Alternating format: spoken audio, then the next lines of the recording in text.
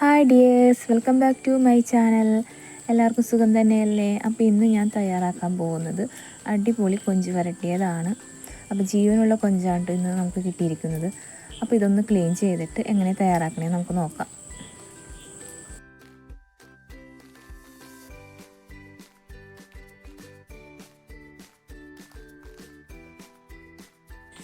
അപ്പോൾ കൊഞ്ചൊക്കെ ക്ലീൻ ചെയ്ത് വെച്ചിട്ടുണ്ട്. ഇനി ഇതിലോട്ടേക്ക് നമുക്ക് നടുവേ കീറിയിട്ടുണ്ട്.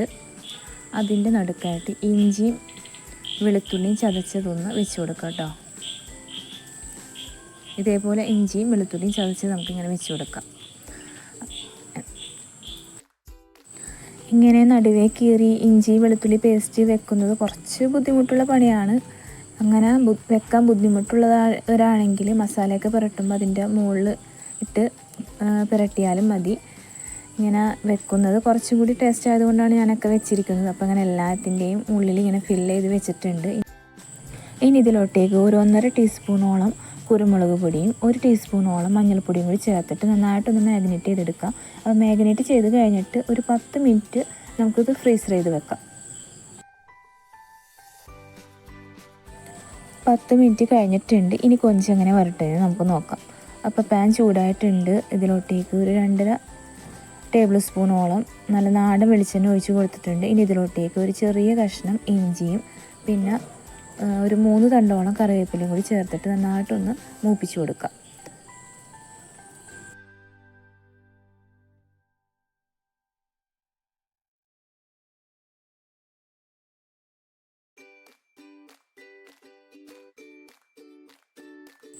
അപ്പോൾ ഇഞ്ചിയൊക്കെ നന്നായിട്ട് മൂത്തിട്ടുണ്ട്. ഇനി ഇതിലോട്ടേക്ക് ഒരു 25ഓളം ചെറിയുള്ളി അരിഞ്ഞതും കൂടി ചേർത്തിട്ട് നന്നായിട്ടൊന്ന് വഴറ്റാം.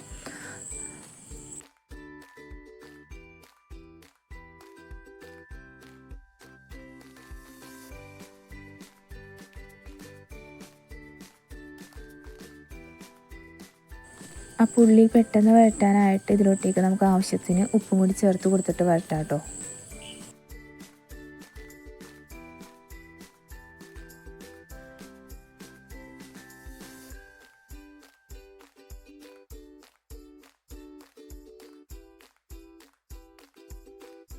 അപ്പോൾ ഉള്ളിയൊക്കെ നന്നായിട്ട് വഴണ്ടിട്ടുണ്ട്. ഇനി ഇതിലോട്ടേക്ക് 1 ടേബിൾ സ്പൂണോളം മുളക് പൊടിയും 1.5 ടേബിൾ സ്പൂണോളം കാശ്മീരി മുളക് പൊടിയും കൂടി ചേർത്തിട്ട് നന്നായിട്ടൊന്ന് മുളക് പൊടിയുടെയൊക്കെ പച്ചമണം മാറുന്ന വരെ ഒന്ന് വഴറ്റി കൊടുക്കാം.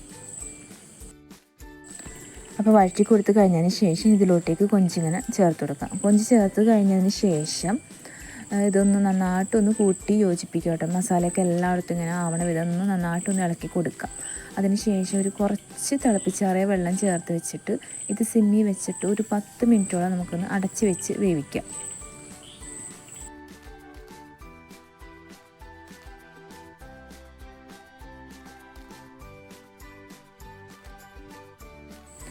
അപ്പോൾ 10 മിനിറ്റ് ആയിട്ടുണ്ട്. ഇനി നമുക്കിത് തുറന്ന് നോക്കാം. അപ്പോൾ ഇതാ കണ്ടില്ലേ, അതിൻ്റെ വെള്ളമൊക്കെ ഒന്ന് ഊറി വന്നിട്ടുണ്ട്. ഇങ്ങനെ വെള്ളമൊക്കെ ഊറി വന്നതിന് കഴിഞ്ഞ ശേഷം നമുക്കിത് കൂടി ഫ്ലെയിമിലൊന്ന് ഇതിൻ്റെ വെള്ളമൊക്കെ ഒന്ന് വറ്റണ വരെ ഒന്ന് ഡ്രൈ ആക്കി എടുക്കാം. അപ്പോൾ ഇങ്ങനെ ഇടയ്ക്കിടയ്ക്ക് ഇങ്ങനെ ഇളക്കിക്കൊണ്ടേ ഇരിക്കണം കേട്ടോ, ഇങ്ങനെ വെള്ളം ഇതിൻ്റെ വറ്റണ വരെ.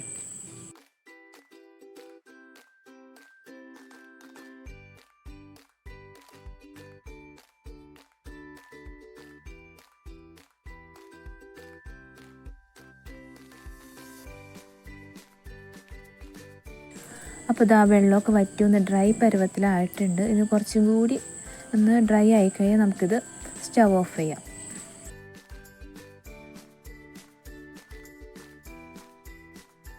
അപ്പോൾ ഇതാ കൊഞ്ച് വരട്ടിയത് റെഡി ആയിട്ടുണ്ട്. ഈ ഒരു പരുവം ആകുമ്പോൾ നമുക്കിത് സ്റ്റവ് ഓഫ് ചെയ്യാം. അപ്പോൾ സ്റ്റവ് ഓഫ് ചെയ്യണേക്കാളും മുമ്പ് ഇതിലോട്ടേക്ക് ഒരു 1/2 ടീസ്പൂണോളം കുരുമുളക് പൊടിയും പിന്നെ ഒരു കുറച്ച് കറിവേപ്പിലയും കൂടി ചേർത്ത് കൊടുക്കുക. എന്നിട്ടൊന്ന് ജസ്റ്റ് ഒന്ന് ഇളക്കി കഴിഞ്ഞിട്ട് നമുക്ക് സ്റ്റവ് ഓഫ് ചെയ്ത് കൊടുക്കാം.